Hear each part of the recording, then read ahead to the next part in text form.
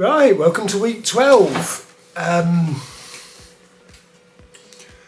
Right, the one thing I'm learning so far is that there's no predicting things in this game.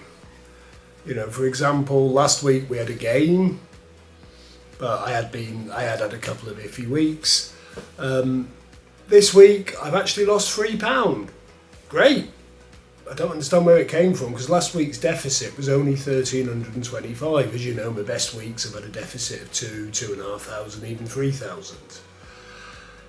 So what does this tell us? Well, I think it tells us that if you're staying on plan and you're tracking and everything else, there's no such thing as the right daily calories, because the weight losses can manifest themselves on the weeks you weren't expecting them.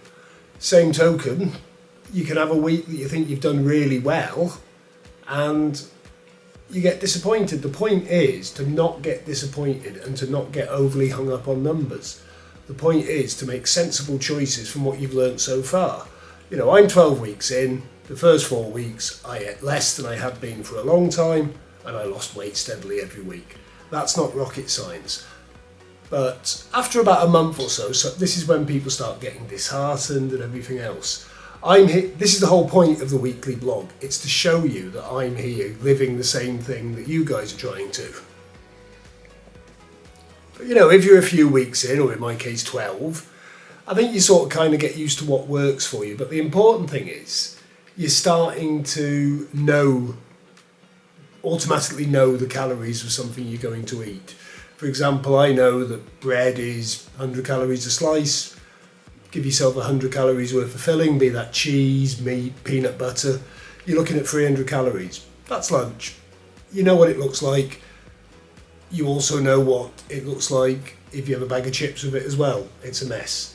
So I'm not saying don't eat the things you fancy, but by the time you're a few weeks in, you should know what's good for you and what isn't. You know, and this avoiding certain foods, it's all bullshit. You know, you could, for example, you look at Slim Fast. You know, people are saying, oh, Slim Fast is great, you get 300 calories, it's a measured dose. You get that from a McDonald's milkshake as well. You know, for example, the Everyone's energy bars. A lot of people think they can get away with them. And if they fill you up and they keep you going till your next meal, that's great. But I'm of the ilk that I tend to prefer real food. Saying that, this week I've started messing about with Huel. The wife got into it, she got me a tenner off, so I thought I'll give it a whirl. And it goes against everything I sort of believe in with the milkshakes and the fads and everything else. So I thought, well, because of the lifestyle I lead and the work and everything else, it's something to keep in the car, keep in the office. It will either work or it won't. I found that having the shakes, I've got the salted caramel one. It's actually quite filling. And yes, I do prefer porridge for my breakfast. Sometimes I don't have time. Sometimes it's just nice to have something for it different. I don't think I'm going to subscribe to it. They also do a meal in a pot, sort of that you mix up. They've got like mac and cheese. Cheese with a Z is never good. Chicken, mushroom. Yeah, there's no chicken. It's not bad. They did a korma. The wife quite likes that one. If you feel the need to eat food, that's great. I'm going to go back to my cup noodles. I like them. I think they're really good. I'm also doing a bit more batch cooking. But I'm just saying, for some people, that could be a way of getting through your work day and your breakfast. And I'll be honest with you, I've had shakes before. I don't think they're that bad. And the real thing that blows me away with them is that if you have the 400 calorie option, you can mix it up. I normally only have 300 calories. It's got 30 grams of protein. That is just, you can't say you're not getting your nutrition there. I know Slim Fast doesn't come anywhere near that. And unfortunately, neither does the McDonald's shake, which is a shame, because if I could have them for breakfast, I would. Oh, well, the week's not going too bad. The one thing I am doing is I seem to be eating a lot of tofu. By accident, I've sort of got some in, and I've been doing it as salt and chili flavoured, and I've been having it with rice and stuff as a katsu or a ramen. It's this is the thing when you're cooking for one, you've got a lot of something in, you've got to have it repetitively. Been enjoying it, but I'm kind of looking forward to moving away from tofu next week. The other thing I'm getting a bit better at is working out very quickly what the calories are. If you ever go on my TikTok, you'll see this one. I'm going to put the quick TikTok up. I made a lentil curry, Simply Cook, and it said it was 700 calories, and I thought, no way. You know, it's butternut squash, lentils, onion, a few spices. Then I realised they meant if you have it with a naan bread. Naan breads can be 300 or 400 calories. So what I did was I did the kit, and I actually worked it all out on a piece of paper. You know, they tell you what the calories are in the kit, and everything else you can work out from MyFitnessPal. I could not believe it. I scaled it up a bit and made 5 portions. You're talking a bowl of curry for 191 calories. Have it with a flatbread. There's a healthy lunch or a light dinner, less than 300 calories. As I say, I've put it on TikTok.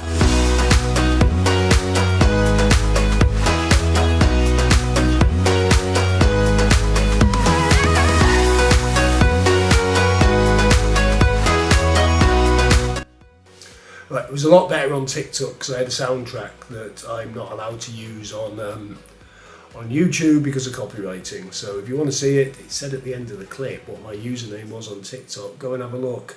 I am trying to put more stuff up on TikTok because I think it's fun and I enjoy playing with it and I can do it when I'm on the go.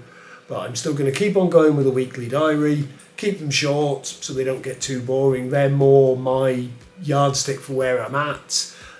Chance for you guys to see I'm living the same problems, I'm having the same struggles, and you should notice there's a new playlist on the YouTube now that says, I've called it Inspiration and Ideas. I'm going to put more information based stuff on there and keep this as just the ramblings of a fat man who's getting less fat.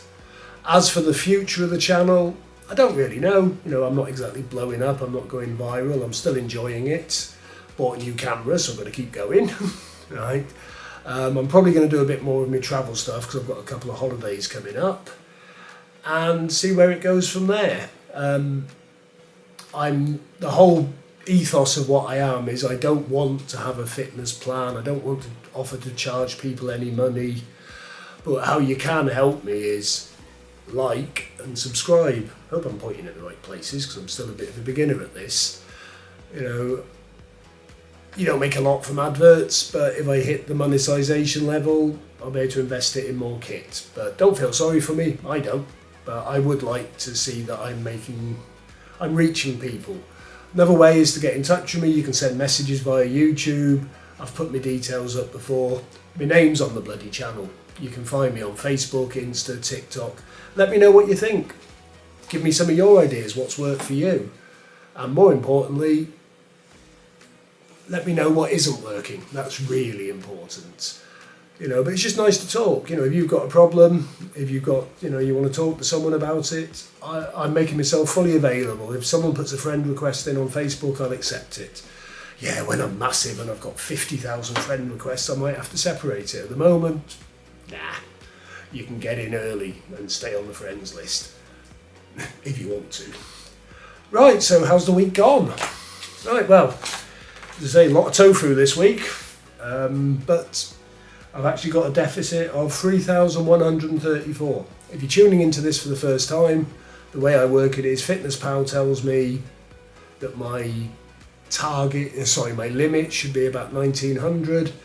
I've worked out very quickly that if I target for 1,200, it allows a bit of a margin for error, and I count my deficit as below 1,900. So even if I do say I've had no deficit one week, I've still hit what FitnessPal calls a deficit. You and I both know I'm not going to lose much weight that week. But this week it's a healthy 3,134. I'm feeling good for a loss next week, but as I said earlier, I didn't really deserve the one I got this week, so I'm not going to beat myself up if it doesn't happen. Once you get further into your journey, the changes aren't quite so noticeable, or so they say. However, when you've been bad, it seems to kick you in the ass really quickly. I'm going to knock it on the head there, and I hope I'll see you soon. But do please try and engage with me. You know, I can't work out if what I'm doing is good. If I'm looking at the views, it's hard to tell. I need to really, and if anyone out there knows how to optimize and hashtag, oh, please get in touch. Thank you, and I'll see you next week.